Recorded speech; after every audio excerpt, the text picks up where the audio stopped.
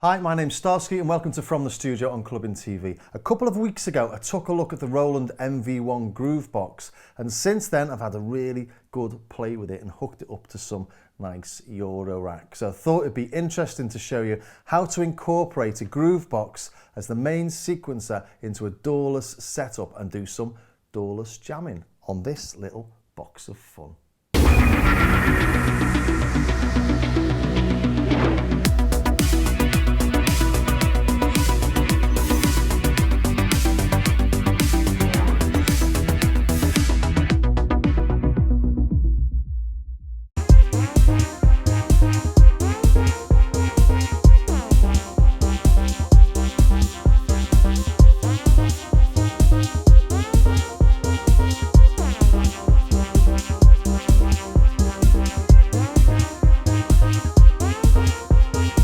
This has been incredibly good fun actually. If you've ever thought of getting into some DAWless music but have wondered how to go about sequencing things and hooking everything up together, then this could be quite enlightening.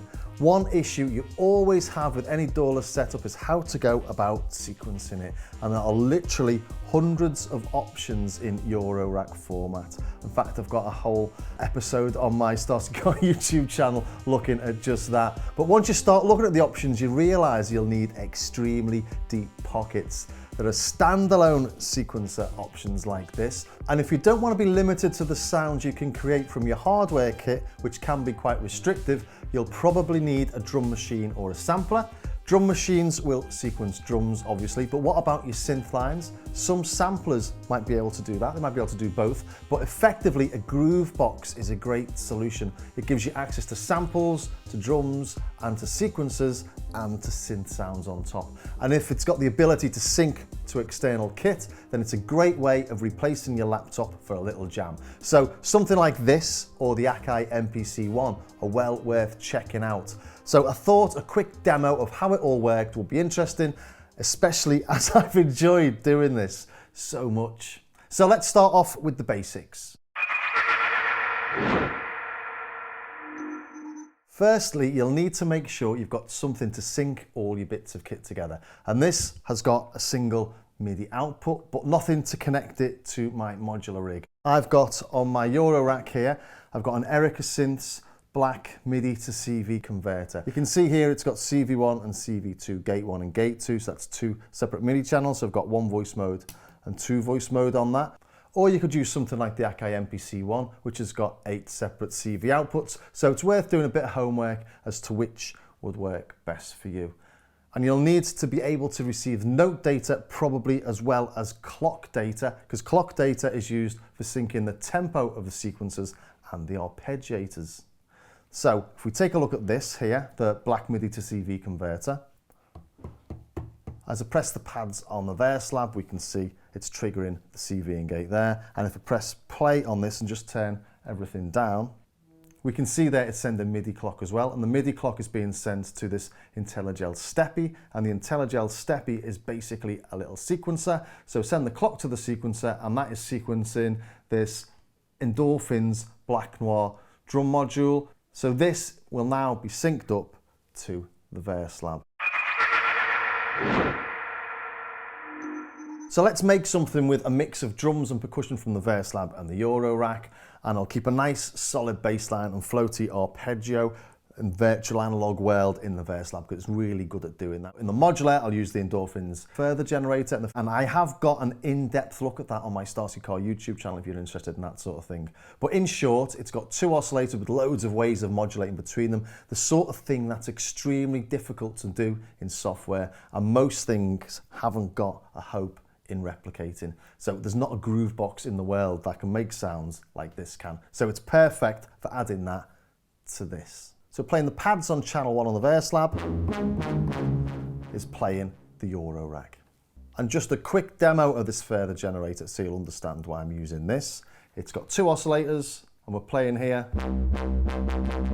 a single tone from oscillator 1, or oscillator 2 it is actually, and from oscillator 2. And then blending between them, so I can start off with just, then I can add the second. So all of a sudden I've got loads of different things I can do, and that's before even looking at what the actual further generator itself can do. So if we listen to just oscillator 2, you can hear there all strange things happening.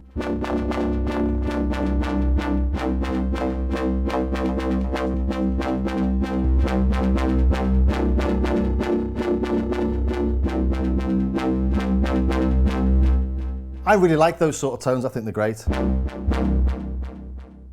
And they are the sort of thing that you can't get on anything else. So they're both going through, as you can hear, the eventide delay. And also they're going through this filter.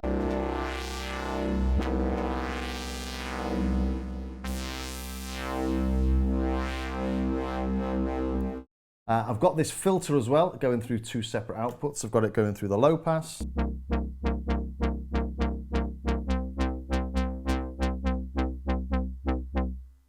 And through the band pass.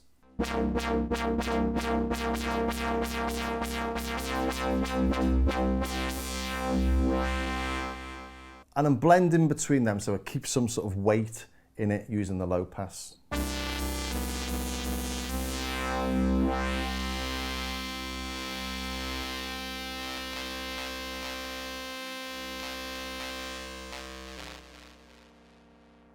And then other little things to do are sort of tweak the envelope.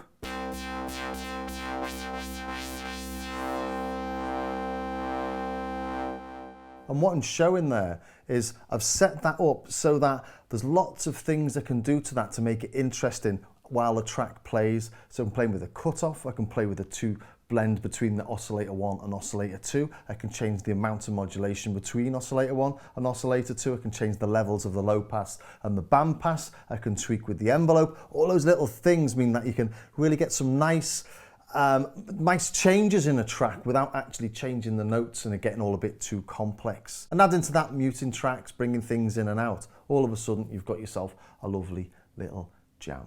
But you can see what I mean about this Endorphins further generator. Hopefully, I think that's absolutely gorgeous. So let's just start off with a really simple drum track and a 4 to the floor kick. Add a snare, some hi-hats,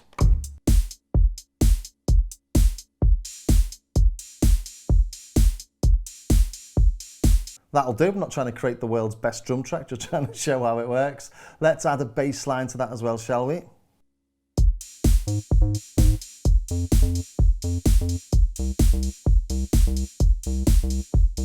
Something like that will be fine. Let's record that in.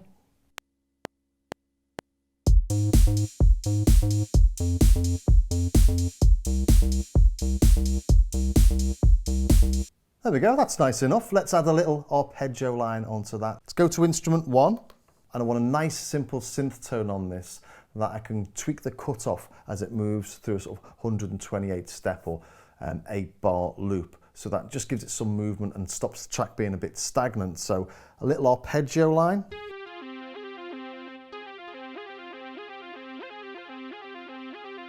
Something like that will suit me down to the ground. And if we tweak control 1 on this,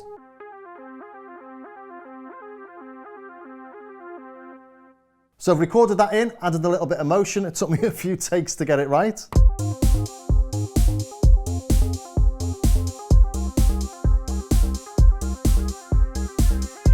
All sounding pretty nice. And that's the sort of basis of the track. But then we want to move over and do some really nice stuff on the modular.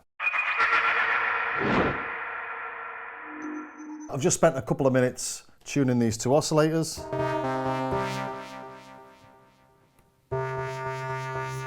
One of them, as I said earlier, we'll just have playing a single note. We play the C all the way through.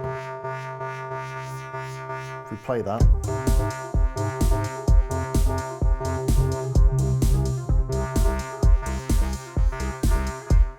just following the rhythm of the bass, and then we'll bring in the second oscillator.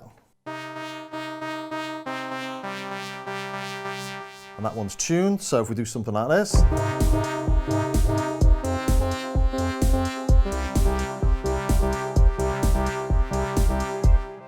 that sounds to me like the origins of a half-decent little jam.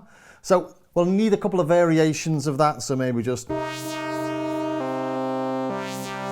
over the top in some bits.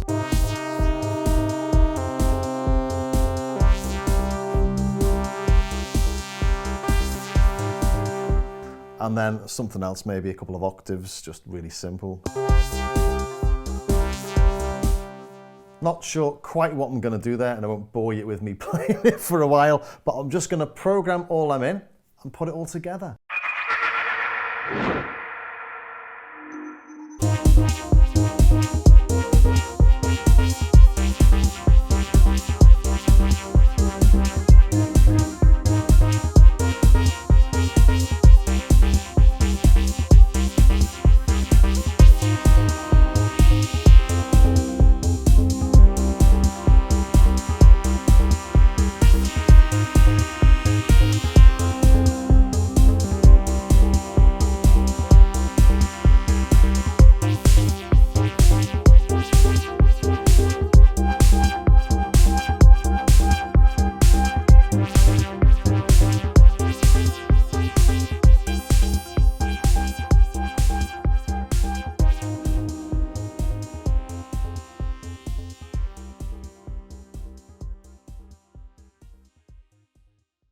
The rise of DAWless jamming has become unstoppable over the past couple of years, and I can absolutely see why. Hobbies are meant to be different than what you do 9 to 5. Who wants to come home and sit in front of another computer all night? Which is why we're getting some really nice products like this that fit the bill absolutely perfectly.